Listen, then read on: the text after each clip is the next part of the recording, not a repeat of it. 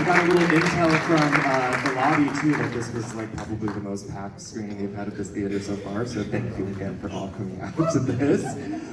So yeah, let's just hop right into it. I'm gonna welcome up the team of this fabulous film. Again, director MIKKO MÄKELÄ and the producer James Watson.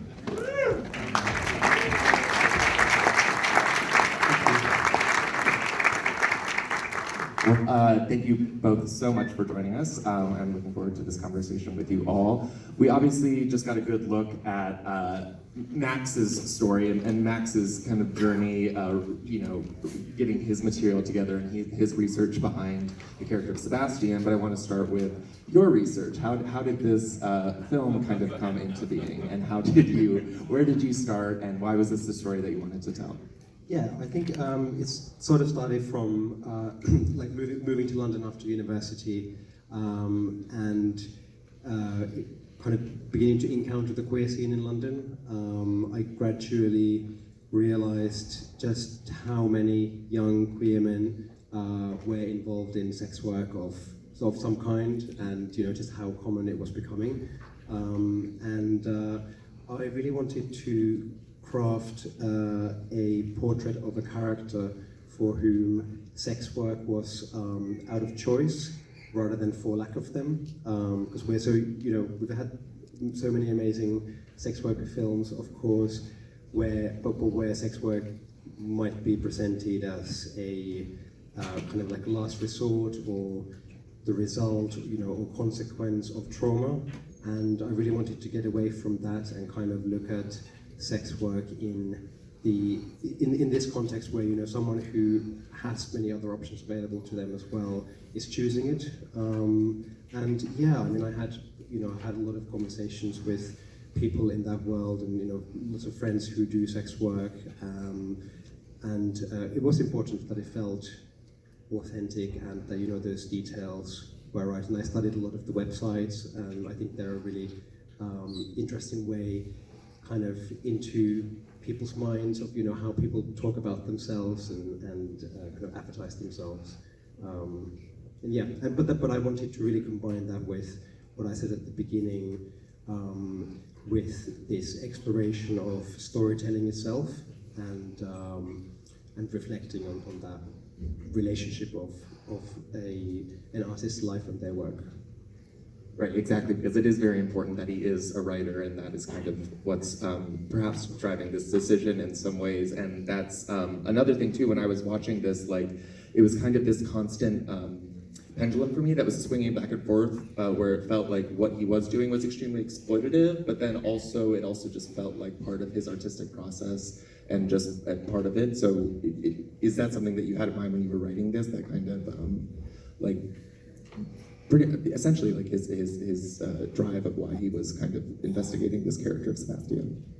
Yeah, I mean, I think what really intrigued me in that relationship, like for someone who does autofiction, is kind of that space between the life and their work, and whether they are kind of able to even live their life without reference to that work, and whether everything is kind of adulterated in a way almost by the thought that it might be transformed into some kind of material of what it can offer for the work. And then of course it plays into also thinking about the ethics of writing and writing about other people, and if they don't know that you are using them. So whilst I didn't want to necessarily offer judgments on that, I think those are really interesting questions to think about through that story. And it's interesting you use the word exploitation as well, because I think there's a parallel drawn between Max and his clients and Max with publishers, and in many ways he's being exploited more by them and the way in which they're kind of trying to position his story than by the much more authentic encounters that he's happening with the older clients. Yeah, I definitely was catching up on that too, and there's a bunch of layers here too that are happening. Like you've made a film called Sebastian about a person named Max, working as this person named Sebastian, who then releases a fiction story of this person, which could very well be a memoir because it is this person's lived experience. But I do love just like probably how the higher ups and the bureaucracies of having different agents and different people that you need to report to, how that yeah, plays a role into it too. I wanted to ask. Absolutely. Like exactly like those parallels of commodifications was what I'm kind of wanting to ironically explore as well. How he is commodifying himself as Sebastian, whilst the publishing world is commodifying him as Max, the young writer. And even as he's doing the work for authenticity, he's then being told what feels genuine and honest in the work that he's doing and being directed. And that's the ironic thing that also queer people often will happen, like, oh, it doesn't feel real in those sorts of meetings.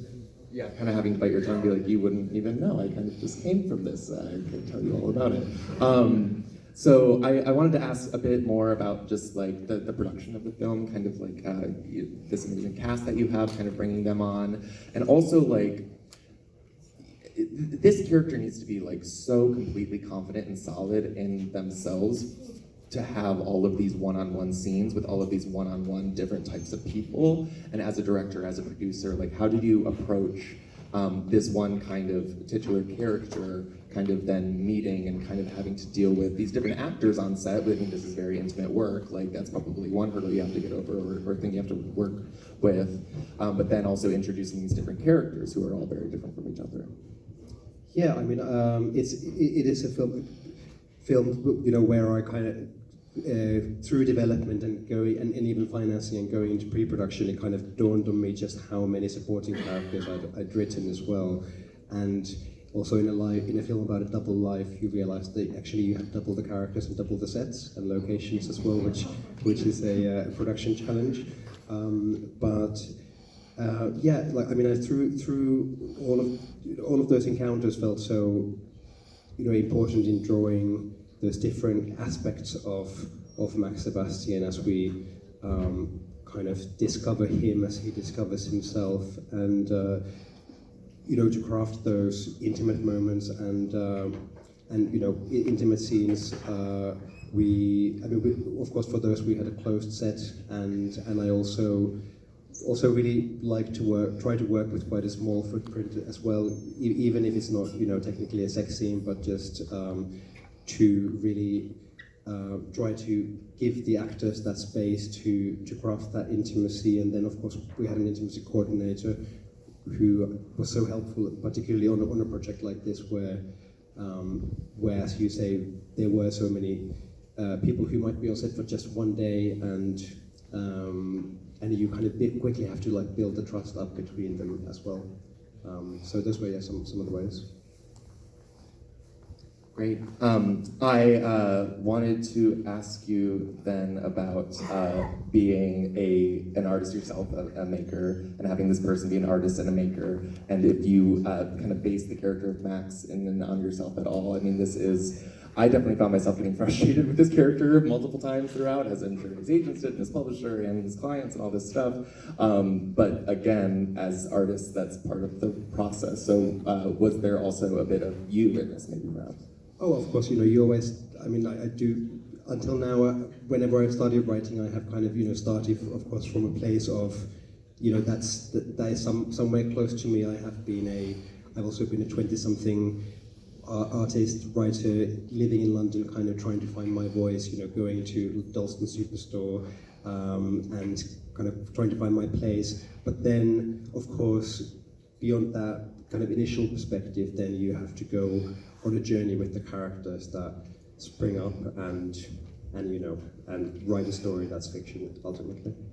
And then as someone working kind of alongside of this and kind of having to take the reins, maybe at sometimes pull in the creative force at points, for you, was that something that you enjoyed doing on this project, or something that you felt gratifying and maybe you learned from, or something?